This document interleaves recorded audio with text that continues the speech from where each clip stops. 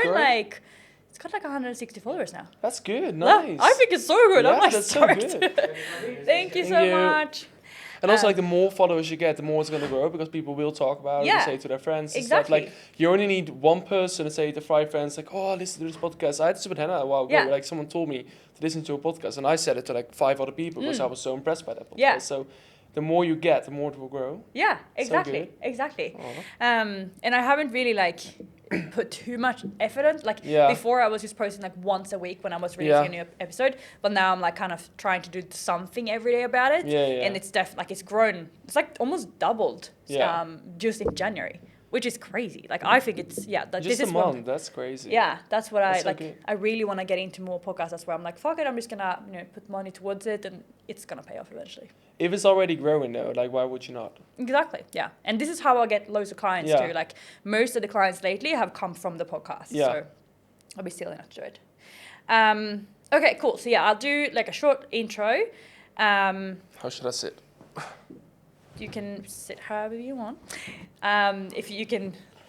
I mean, it's more natural to sit like this, but it like better. If I look at the camera, it's better content, like for the Instagram when you look in the camera. Okay. But it's just like obviously sometimes we look at each other. Like, this is awkward otherwise. But mostly just look also a little bit there. Yeah, but just because do you look at the lens or do you in the lens? Yeah. Okay. So just because when I edit it, it would look like if you say something really smart, for example, then it look better if you look into the camera. Yeah. Okay. And like that's weird. They're like, I'm not gonna be saying something. I'm not talking to you. Sorry, I'm not trying to be arrogant or something, but. And like it can be as like fluizy as hell. Like yesterday, I had a podcast interview with someone who used to work at a sex shop, and she was just talking about dildos, and we're just laughing for like 10 minutes. Like it was so funny. So it's not a serious podcast. That's good. Yeah. Hopefully, I don't get another cough attack, but we will work with it. Right. Are you ready? I'm ready. Let's do it. Let's do it. Okay. Hi, everyone. Welcome back to the podcast. Today, I am here with another podcast virgin. A guy, actually. I think he's my second guy on the podcast. I love that. Yes. Someone who's a very good friend of mine here in Bali and who is kind of like my son. He's like 10 years younger than I am. So I feel like a little bit responsible for him.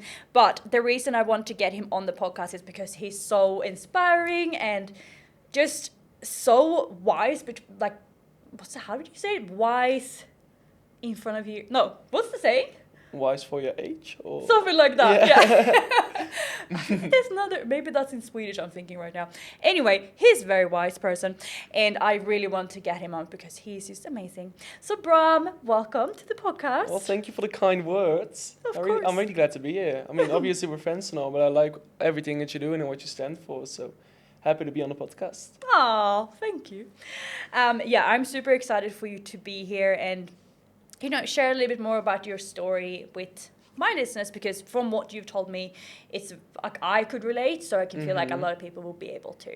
But before we even get into that, can you just tell us, like, what do you do here? Like, obviously, you live here in Bali. Like, what made you move? So I moved to Bali 10 months ago.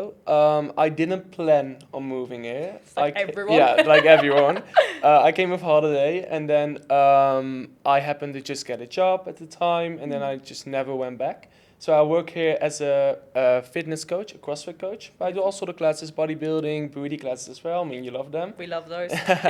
And next to that, I just started my online coaching as well, which I've actually been doing for years, but I just never went like public with it. Yeah. That's basically what I'm doing here. Amazing. Yeah, I feel like that's literally every second person is like, going to Bali for a holiday or like coming to Bali and then I'm going to go to Australia. Everyone and then does you just it. get stuck here. They get stuck. They never go back. Yeah, but it's a good place to live. So how did you then get into like training and stuff? Like, have you always been into training? I actually used to hate training when I was younger. What? But you're so athletic. Like, you wouldn't think that. Well, I didn't used to be. So, no. Surely you weren't a little chubby boy. I think I wasn't chubby. I was very skinny. Yeah, like, that was my problem. I can see the that. opposite. I've never seen you as like a little chubby person playing never computer been games. chubby. Well, as a baby, I used to be actually. But when I grew older a little bit, I used to be more skinny. Yeah. But I think it was around the age of 13, 14 that I actually started to like a guy.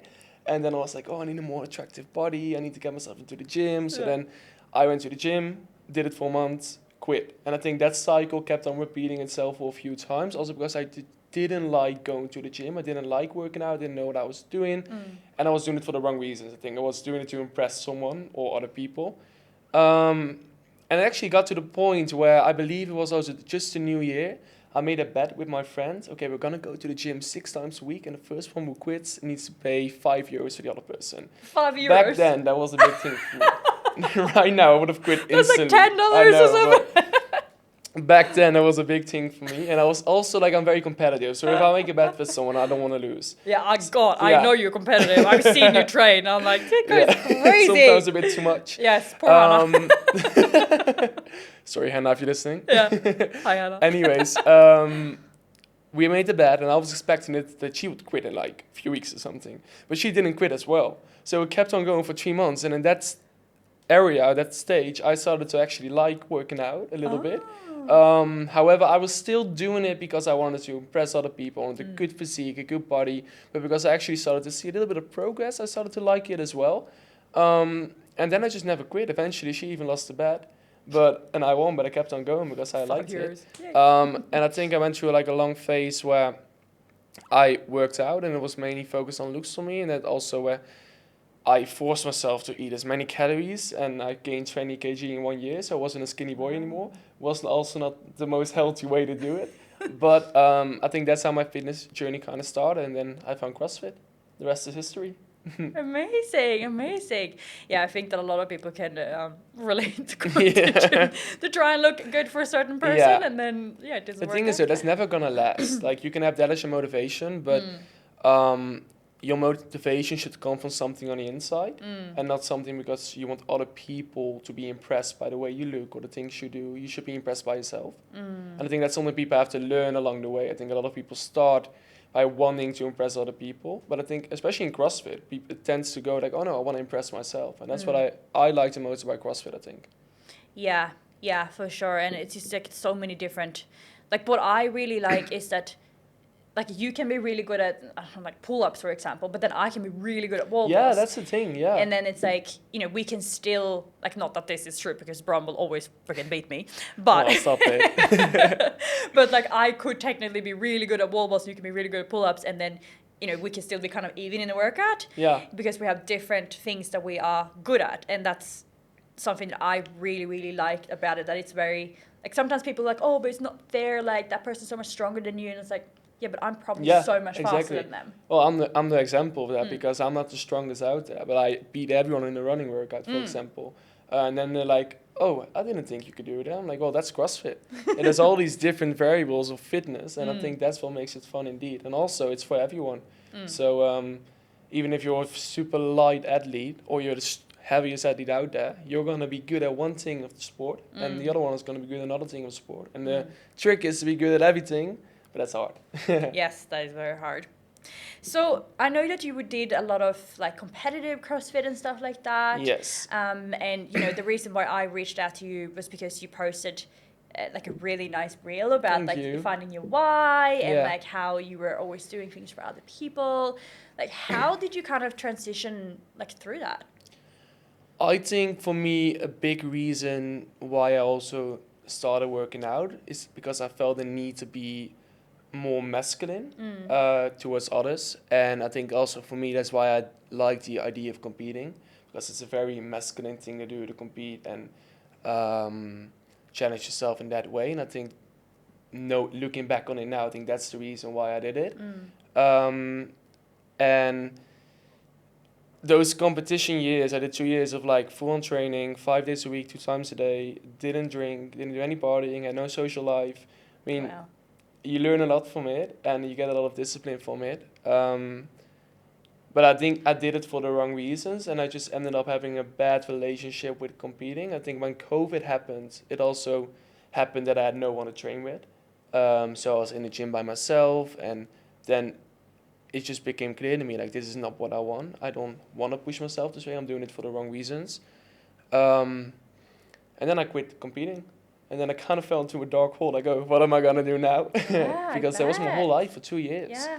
I did nothing else. Like, honestly, I woke up, train, eat, maybe have a little nap, train again, go to bed early. And that was my life.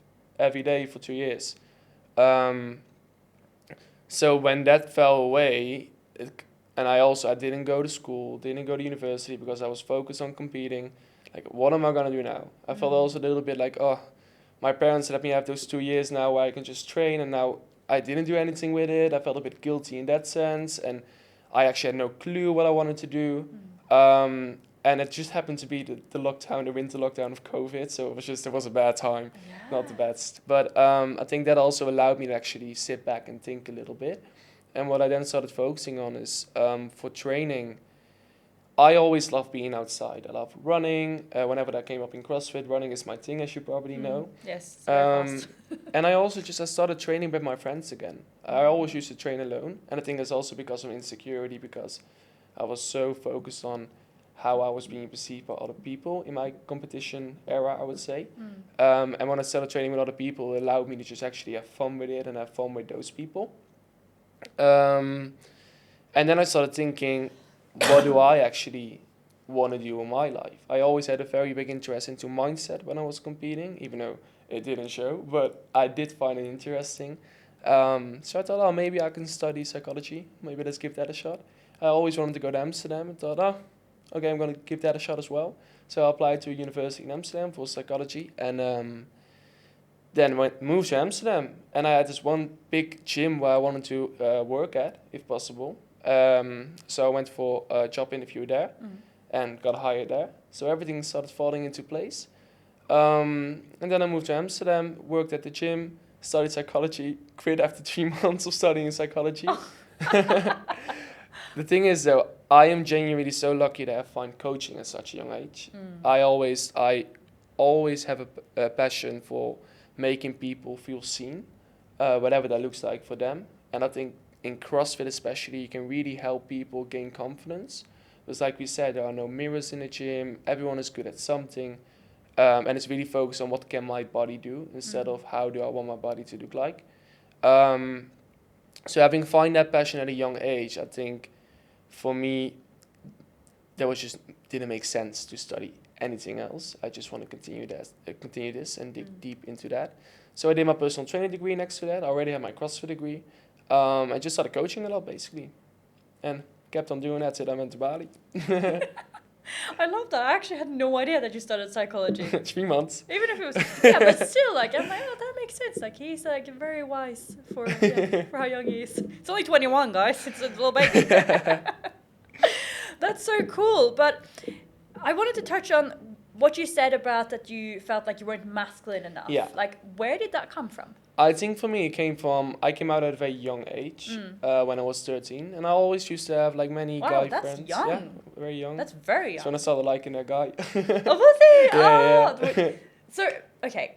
Let me know if this is too much. But you can ask. How did, like, were you like, wasn't it confusing that you knew, like, they were like, oh, like, I like this guy and everyone else liked the girls? Like, I think I always knew. Yeah. At that point, I always knew. But it was more of like, okay, I'd always thought it, but then that happened. I was like, oh, it is true, and it's not something that's I made up. I don't know why, but back then I didn't find it that hard. It was more afterwards, the years after that, I found it harder. But back then I was like, I'm fine with it. And obviously I did find it hard to tell my parents, and like the first people, my friends, I found it hard to tell them. But I think what I found hard was, and it's also the masculine thing that I struggled with, is when I eventually came out for everyone, which was 2 years later, did that on Instagram post so everyone knew, because I just wanted everyone to know, and then it was over with. I think that's when, and over the 2 years that went between me coming out to my parents at 13 and me coming out to everyone at 15, I think I lost a lot of guy friends. Where I used to have a lot of guy friends always when I was younger. And I think that's when I started to feel like, oh, maybe I'm not masculine enough to have guy friends, if that makes sense. Yeah. And I think me going to the gym and like getting a more masculine body, I thought that would help me gain more masculine friends. So basically it was also a way to get something back that I felt like I lost or I needed. I kind of lost track of the question actually.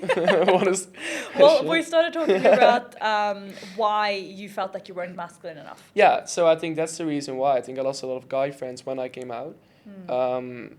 And obviously coming out and being gay, it tends to be seen as something more feminine. So I think I just had a bad relationship with that. And the competition thing just made it worse for me. I think it was just a way to be seen as more masculine, if that makes sense. Yeah, that's very interesting. But I can totally see how that would play about, and especially like with CrossFit being such a man's game, where every guy who is like huge, like not every guy, but like the top level athletes, they're like especially buff when you're young though, that you're impressed by that in a sense. God, yeah. Like, I'm still impressed. It's intimidating sometimes. Yeah. God, yeah. Sometimes I walk into Wanderlust and I'm like, Shush. Honestly, I don't care now. I really don't care. You can be the most masculine guy ever and walk in. Like, I'm not gonna change myself or anything, which I used to do. Yeah. I feel like, but it took me a while to get to that point. But I think what the nice thing about CrossFit as well, I think there's so much space for everyone. I always like to say this to people, like, oh, can I come to the CrossFit class? He asked me, and I say, you know what? A 75-year-old grandmother can come to the same class as the fittest woman on earth, and we're gonna make it work. And that's just to say that everyone can do it. So I genuinely feel the room now to really be myself in a CrossFit environment. And I think back in the day I didn't used to. Wasn't necessarily because of CrossFit or the people. It's more an internalized thing that I had to work through.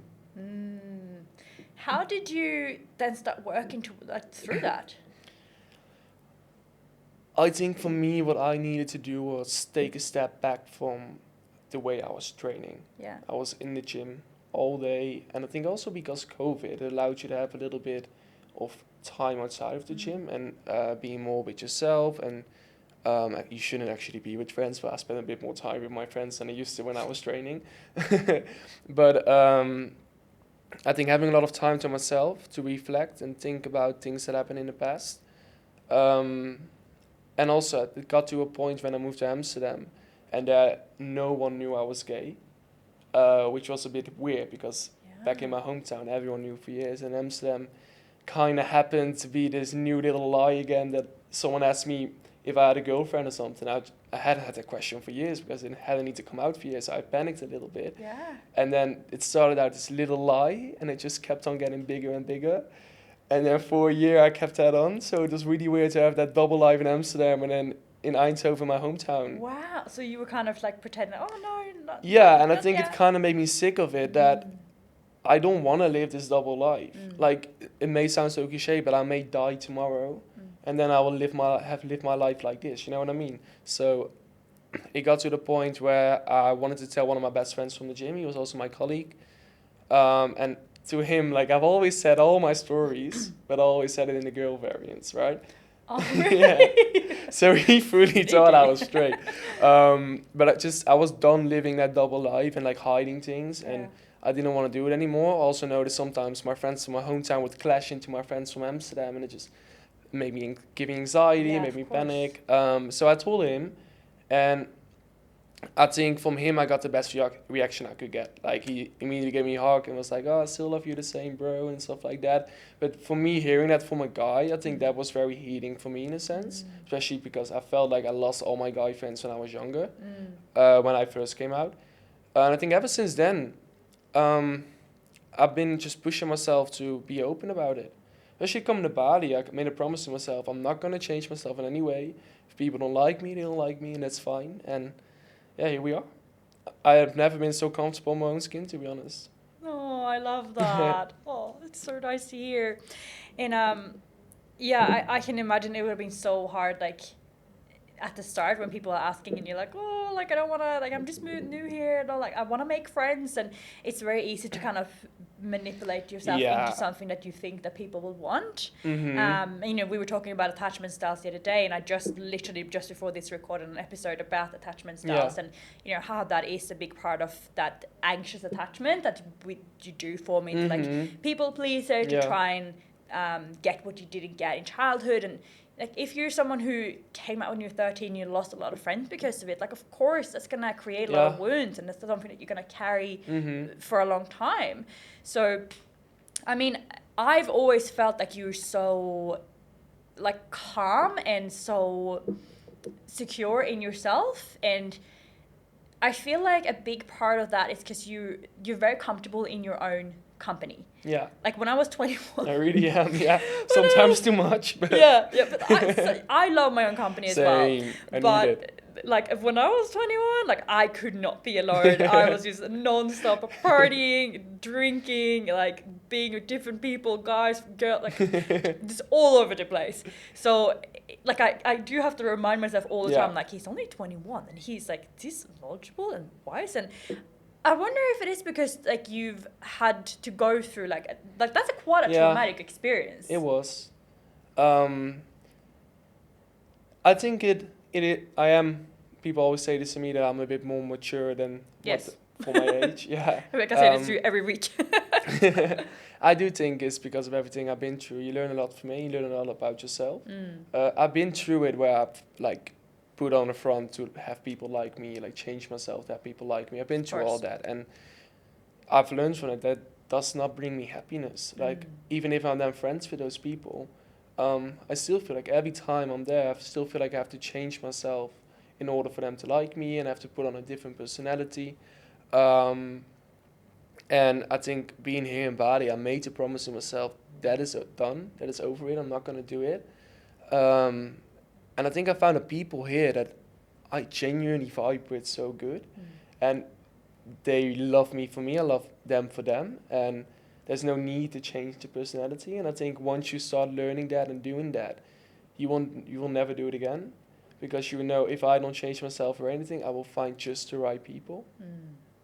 Oh, I love that so much, and I think it's such a powerful lesson, and that's something that a lot of people need to hear. Like I know women in their 50s that are still trying to be someone that they're not because they want to fit in, and you know most people, they actually don't know who they are, and most people don't know what they actually like to do.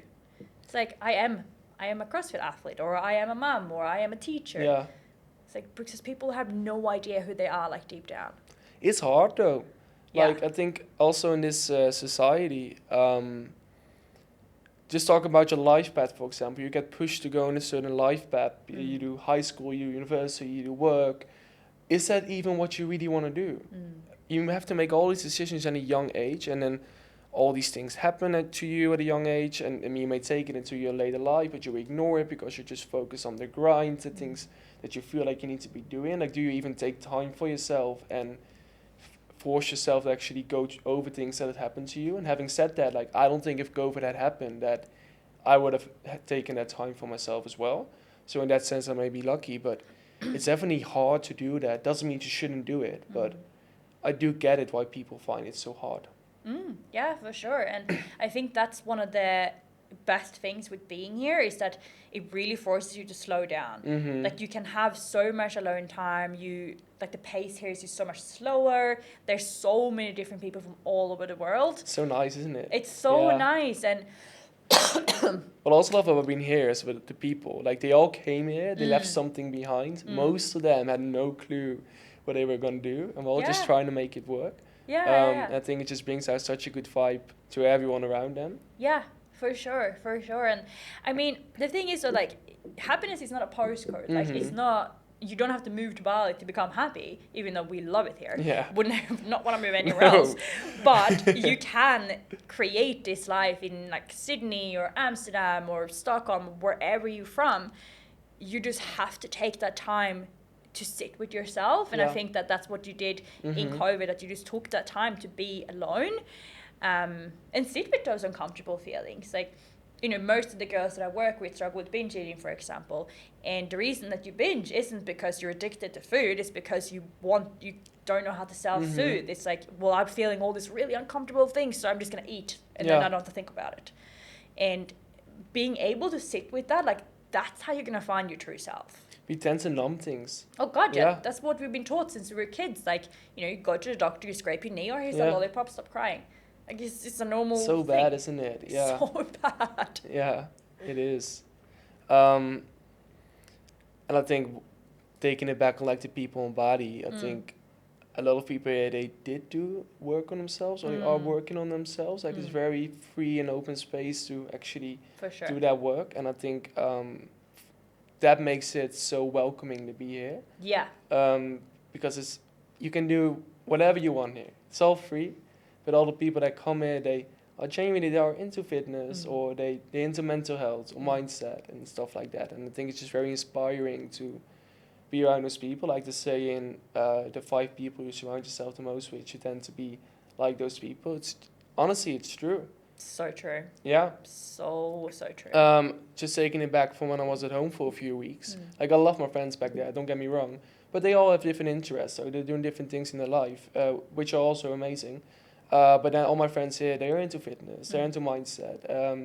You're an online coach, for example, so you're my friend. And it's just so inspiring to be around those people because they're all interested in the things that I'm interested in. So I think growing here as a person on a business, but also a personal level is so incredible here. Oh God, absolutely. And who was I having this conversation with the other day? But I said like, if I go to Revolvers or a coffee shop here in Bali, where I go all the time, but like I can just sit down there and like start chatting to the person next to me, and all of a sudden they're telling me like their childhood trauma or like their attachment style or their love language. That's so Bali. And it's like, I love it. Yeah. But I remember when I first moved, I was like, wow, so taken back. Like, this is especially like being Swedish. Like Swedish people are very, I think, Dutch kind of people similar. as well. It's like you don't show emotion. No. It's like keep everything to yourself. Like your own little box. Like this is like don't come near me. Yeah. But here everyone's like like this and that, or like just talk about everything. Yeah. And I love that. Like even if you can't move here, I would 100% just try and come. Go on holiday. Just to like and go alone. Definitely. I think that's a big thing. Yeah, like, when I first came in, the first month I was traveling. So I was just a backpacker for a month. And I met so many people here with a group of friends, which is still like, it's a good experience for you and your friend group. But like, it's just such a shame that you're not going to learn all the things that you will be learning if you go alone. Like you have to be putting out of your comfort zone the entire time. And again, it sounds cliche, but the only way you're going to grow is getting out of your comfort zone. Yeah. And going by yourself, it's honestly, it's a life-changing experience. Yeah, but it's the best place to go. Yeah. Like, there are, like, people always ask me, like, how do you make friends? And it's like, it's like almost impossible to not make friends. The thing is, if you actually live here, is like you have to pick your friends because you don't want to be friends with tourists because they're here for 2 weeks. And it's hard to not make friends. Yeah, honestly, such a luxury problem, but it is true though. Yeah, no, absolutely. And like how many new people do we meet each day? Even going to the gym and stuff. Every day, it's like people and. Because most people come here, well, maybe not most people, but a lot of people come alone. Yeah. And they want to make friends. Like, I remember when I was only here for a month, like, kind of, like, testing the waters, like, oh, do I want to leave or not? And I met this girl in the gym, and then, like, the next day, I was like, do you want to go and do some panita tomorrow? She's like, yeah, fuck it, why not? Yeah, and then we just went. Yeah. And it's like, that wasn't weird at all, but, like, God, it's Sweden. People be like, I wouldn't do weirdo. This But I still do this, though, sometimes. Sometimes I meet someone, they invite me to something, I'm like, okay, let's go. Let's do it. And what you say in the Netherlands, I would never. You can't even sit takes me 6 bus months to build a connection with someone. But I do have to say, sometimes I also know that there's in the gym people are by themselves and they're looking for friends. So I'm like, I'm not available. I have my friends. So mean, but like you have to. You meet so many people. But also like you have to protect your own heart, right? Like if you're gonna become super close with everyone who's here for a week or 2 weeks, it's hard. So like I did that at the start. So I was like, I want to meet everyone. Like I'm like friendly. But that's the thing. They're all like that at the start. So they want to be friends with you. Yeah. But like they don't realize you've been here for 6 to 10 months already, and then you've already been through that phase and you did this so many times, and every time they leave after 1 or 2 weeks, and it's awful. And it's like, I've just formed this great connection with someone, and then they go and it's like, especially with dating, that sucks. Huh? Especially with dating. My God, dating, honestly, now when I go on Hinge, or even like when I was at Black Sand the other day and someone asked for my number, I was like, depends. It's like, oh, what? Like, how long are you here for? Really? And then he said until March, but anyway, that didn't go anywhere. We can deal with March. Yeah, well, I'll tell you after. This doesn't have to go on the podcast. Okay. But no, but it's like, when I match with someone, I'm like, how long are you here for? Like, I don't even say hi. Yeah, I don't even say hi. Not how are you, no. How long are you here for? Yeah, that's it. Asking straight question first. Otherwise, I don't care. Like fucking, if you're here for a week, or if you leave tomorrow and you just want to go to Finns and party the whole time, no. Not for me. I have to say, like, it is also a question I ask. It's not my first question, but it's maybe my third or my fourth. Yeah, but I'm one. Like I want time limit here. Yeah, you need to find someone. Time is ticking. Yeah, so what someone said the other day, and I look old. So thank you for that. Yeah, but that person. Let's Let's not get into that. We can say a lot of things about that person as well. Yeah. You don't look old. You look beautiful, Ellen. Thanks. And even if you did, that will be fine. You know, CrossFit is for everyone. So. Yeah, see, even when I'm 75, I can still do the same class as you. Oh fuck, I completely lost what we were talking about now. I lost it as well, I think. So we were talking about the people in Bali. Oh yes, the people in Bali. No, but yeah, with everyone coming, like I do feel really, really bad, and I'm like, I'm sorry, like for friends. Yeah. Like I'm not gonna hang out with you, but like you have to understand as a tourist that it is really hard to constantly put your heart on the line, and then they leave, and it's like, oh god, like I've just spent all this time and with this person, and then they go back to their home country, and you never hear from them again. Like it's not fun. So in some ways, I do think it can be fun. Like you do make all these friends from all over the world.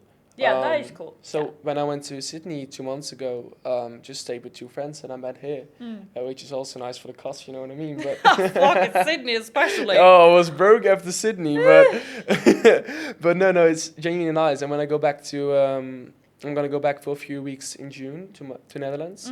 I will go to London, meet some people there, some friends that I made here. Like I wouldn't have been able to do that if I didn't come here and if I didn't actually did meet people and try to be friendly and make friends. Yeah. Sometimes there's a very special person where you're like, okay, I'll make an exception for you. Yeah. I'll be friends for you. Yeah. You know, our friend Hailey, for example. Like, she's not here all the time, but yes. Hi, like, Hailey. Hope you were listening to this. like she's just amazing. Yeah. But exactly. I do remember when she came into the gym. She came to the gym at Wanderlust where we train at. And I knew she was very friendly, and I did like her energy, but I was still like, yeah, you're a tourist. I'm not gonna be close to you. But it just happened, and then when it happens naturally, it's nice. And now we're still in contact all the time. She was here last week. So some people you do get to make an exception. You have to. Yeah, for sure. So you're obviously only 21. Like, what is on your agenda? Like, do you think you'll ever pick up psychology again, or? Good question. So let me just start with this year. Okay. So I've been coaching. It's only January. Yes, I've been coaching for 4.5 years, CrossFit. So I started pretty young with that. Oh God, yes. Yeah. Can you imagine being coached by a 17-year-old? Oh my God, no. No. I think that also matured me a little bit. But yes. Yeah, does that happen a lot that people are like, oh, shut up, you don't know what you're talking about? It used to. But also, again, that gave me a lot of confidence. Because then I'm also like, well, you're not going to listen. I'm not going to talk to you. I'll go talk to someone else, and that's fine. Yeah. But I even hear it from like my older colleagues, where sometimes someone just won't listen to them or won't take their advice. And obviously they're older, they look more experienced. So it happens to all coaches, I think. And I think, especially in a group environment, in group classes, you're always going to have people who don't want to be coached, basically. But you can put it on yourself. You can also put it on them, or just put it on no one and just move on and focus on other people who do want to be coached. And so back to the plan for this year. So I just started online coaching. Well, actually, I've been doing it for like 1.5, 2 years, but I just never went public with it. I just have a lot of anxiety with posting on Instagram and stuff. Yes, I'm trying to get him. Yeah, we were working on it, and I genuinely, I started liking it now. I really like posting, and just talking stories is next. Yeah, talking stories is next. We're working on it. That's my goal for 2024. Talking stories. Well, that I should probably do a few less talking stories. You do a lot though, but like you're good at it. Thanks. Yeah. Definitely grow my online business, so that actually is going really well. Like I just put it on my Instagram story 4 days ago. I have clients now in Australia and Ireland and England and of course in the Netherlands, and just that idea is just insane to me, that I have clients from basically all over the world then. So I just really want to grow that. I think the whole Instagram business is very interesting. Like there's a whole theory behind it, basically, about how you want to post, like when you want to post, what you want to put in your post, and what you want to put in your reels and stuff like that. So I think it's very interesting to learn more about that. I genuinely really like that. So that's my goal for coaching for this year. When it comes to the bigger view, I don't want to live in Bali forever. But just because I also want to be in another place again, like be out of my comfort zone again, into a new place. So at one point I would want to move away to another gym also, but where? Who knows? I'm thinking right now, either Sydney or Mexico. They're very far apart, but Ooh. those are the options I have in mind. I want to go to Colombia. We'd be kind of close then. Oh, Colombia, that's nice, yeah. Kind of close. Yeah, Closer we to can Bali. visit. When it comes to psychology, I did want to say something about that.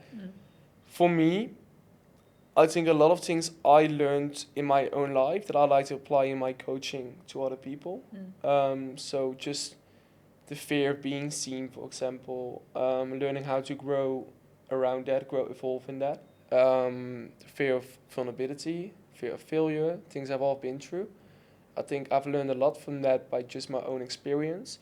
Doesn't necessarily mean that it's that I'm a pro in that, if that makes sense. Like I obviously didn't go to university to study psychology, but I think life experiences are very valuable as well. And that may work for someone, may not work for someone, but I think that's something that I can also put value in other people's life with. And when I did study psychology, in my opinion, I learned a lot of, can I swear here? Oh, swear away. I learned a lot of bullshit. Like, I'm never going to use this in anything. Yeah. I had to, like, make Excel forms on how I should give an advice to someone. I think giving an advice to someone is either going to work for someone or not. And it doesn't matter if you studied 1,000 years or if you have all the life experience and you bring that onto someone. It's going to be the same thing. So for me, I'm not sure if I want to be a mindset coach, don't get me wrong, but I think I'm not interested in studying psychology more because I feel like from what I'm taking from my life, that's enough for me.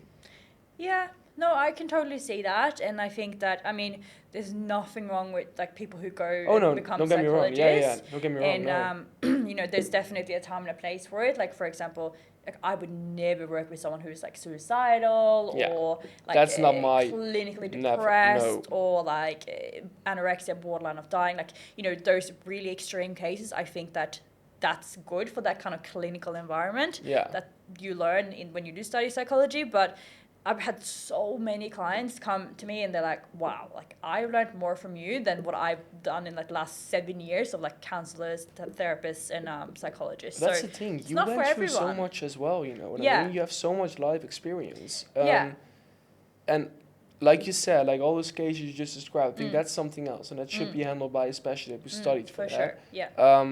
But in your case, for example, I would feel more comfortable going to you than going to a psychologist who hasn't gone through what you've gone through.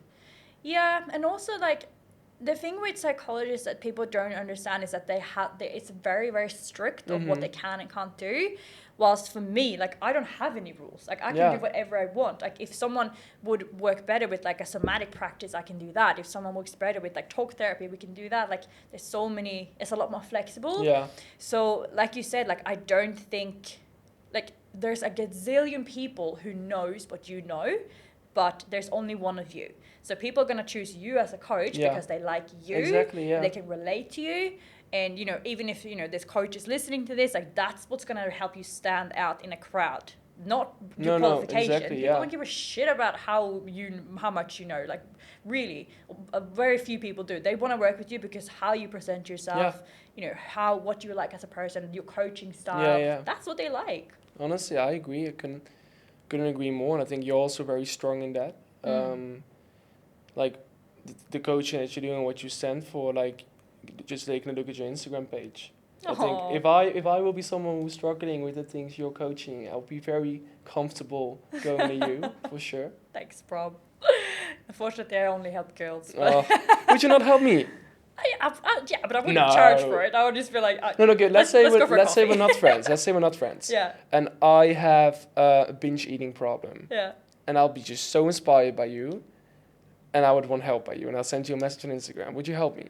I mean, I do have one-on-one clients who are guys, but not in the group. Just because I want the group of women that makes sense. To just be like, there's a lot of women, very, very vulnerable women in there, and I totally get that. Like, their husbands don't even know that they're struggling. So I can, you know, presenting the idea that they're struggling with binge eating or body image or whatever, to another guy. Like when I was struggling, I wouldn't have wanted that. No, I do get that. So, Yeah, for sure. The only reason I help more women is because I feel like I can relate so much more to women. Like obviously I'm not a guy, so I don't know what it feels like to be a guy. But I mean, if someone who I felt... Sorry to interrupt you, sorry. But do you feel like it's different for guys and girls when it comes to those eating problems? I think that guys are a lot more in that denial phase. Yeah. Because a lot of guys have been very brought up with that mindset of just suppress, Yeah. like, no, you're fine, stop crying, like, very, like, avoidant kind of mindset. That Whilst, and, like, very much hold on to this belief that being weak or being vulnerable is bad, that's a weak thing, that asking for help is bad, I can do it myself, that kind of mindset. So sometimes it can be more difficult for me to help a male because of that. It's a lot more barriers to break through, whilst women, they're more like more open to getting help. I mean, obviously there's case to case, everyone's different, but just in general, that's how I feel. Yeah, I can see that.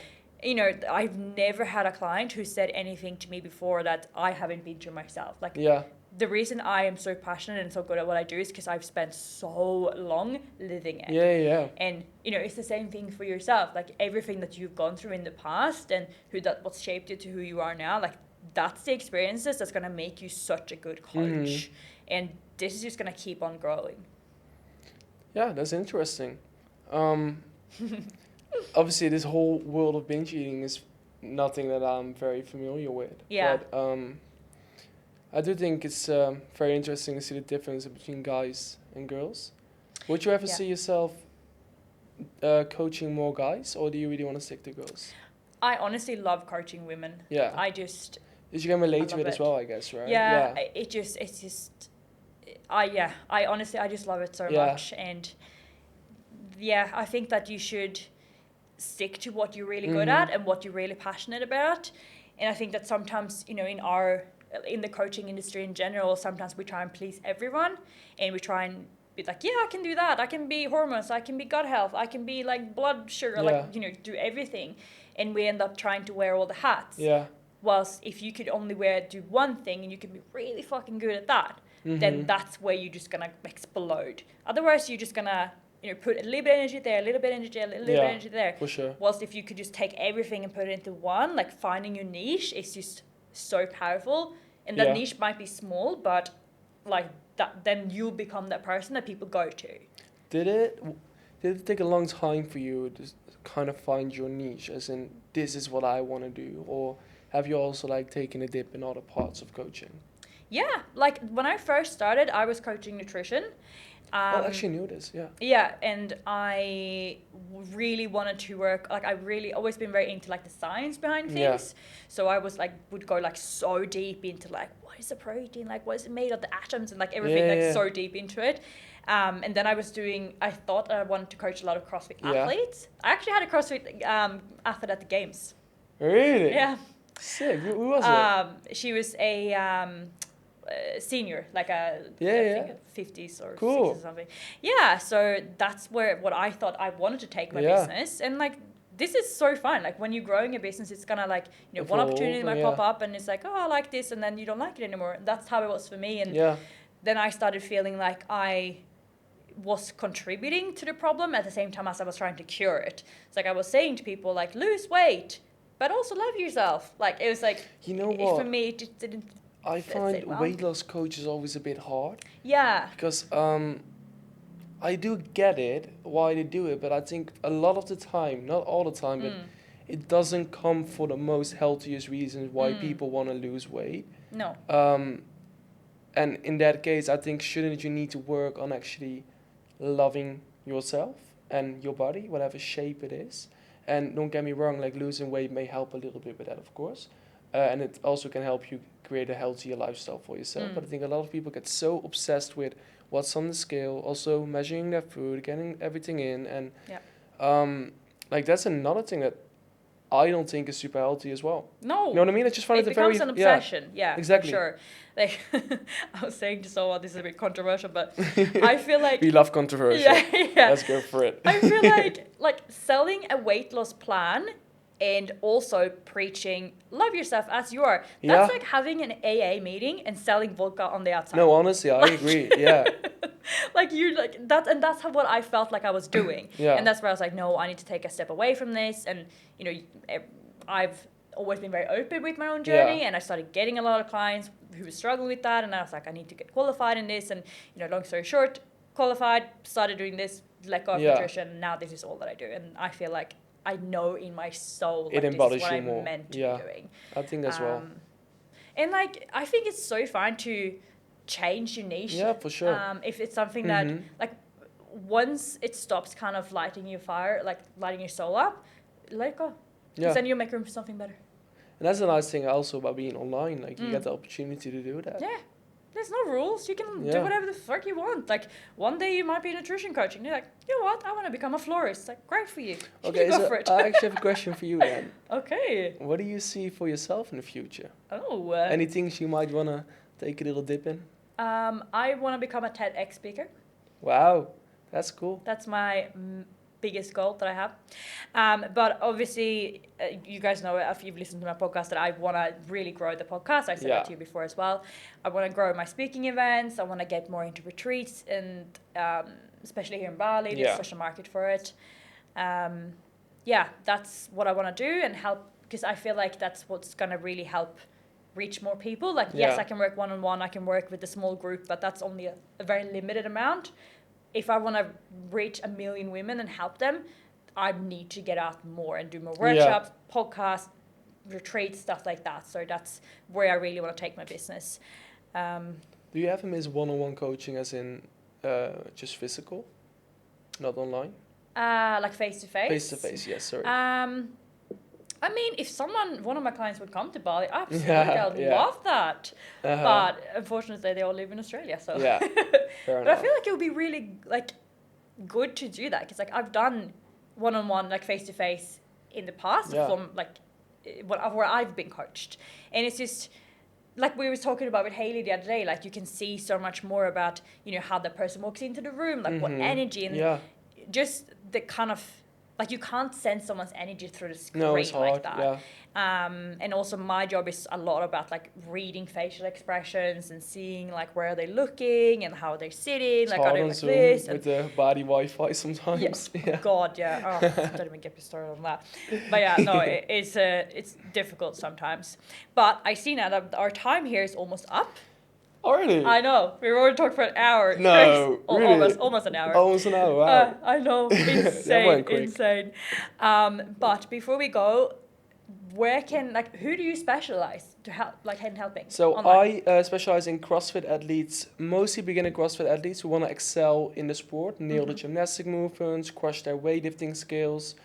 So that's mainly my specialty for right now. So if you're a beginner CrossFit athlete and you are listening or watching, follow me on Instagram at Bram Hagen with 2 lines down.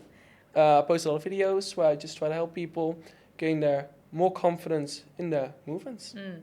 And you're a very good coach as well. Oh, I feel like thank every you. time you've coached me, like I've been training like 10 years and you're still able to find like little things like just move your knee a little bit out or like look this way or do that. And it's like, whoa.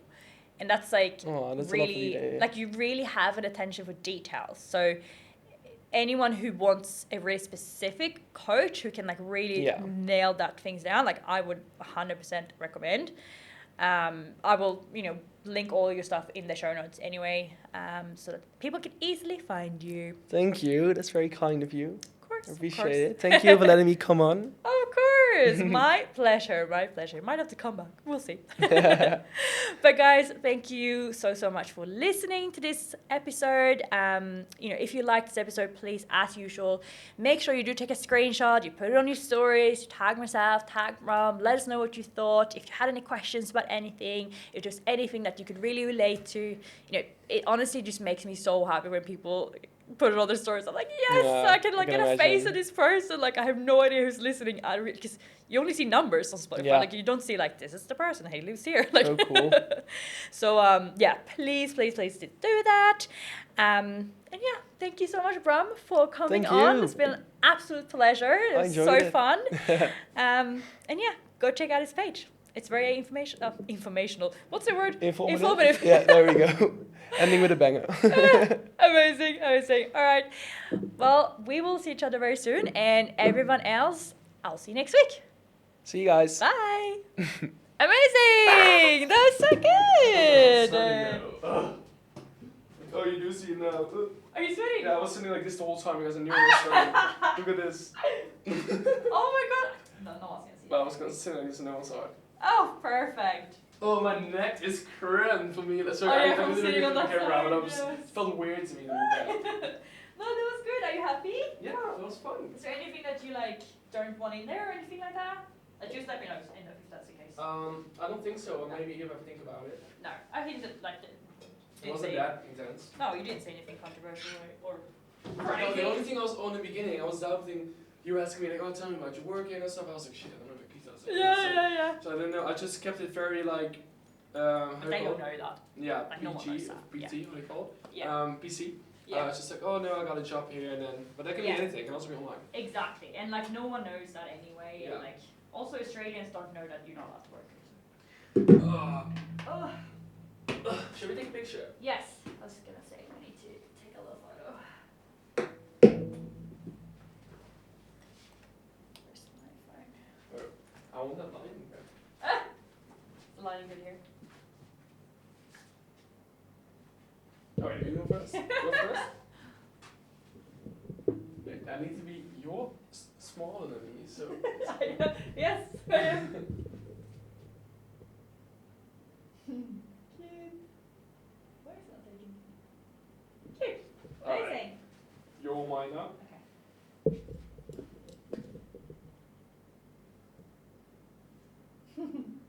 Perfect. Great. Alright, I'm gonna do a story. Wait, smile now.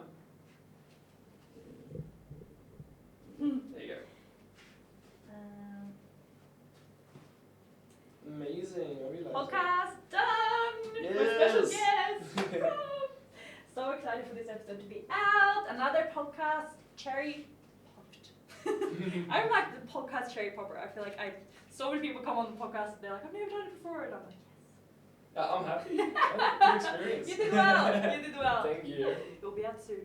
Make sure you subscribe so you don't miss it. I'll put the link in there down there. You know, sometimes I was like, oh, I'm just babbling on, you know what I mean? No, that's good. I hate Okay. interviewing people who are like, you have to drag their asses out. Yeah. Like people who say, like sometimes I have people on there like, yeah. I'm like, No. you elaborate a that's little bit on cheap. that? Yeah, you know what I mean? What was that point where you were like, I kind of lost like touch of what you were talking about. I was like, fuck, I don't know what you're talking about. So I think for 5 seconds you were like, whoa, we don't know I'll how to just spell edit it. that out. No, it's fine. It's so It fine. was actually funny. It is funny as well though.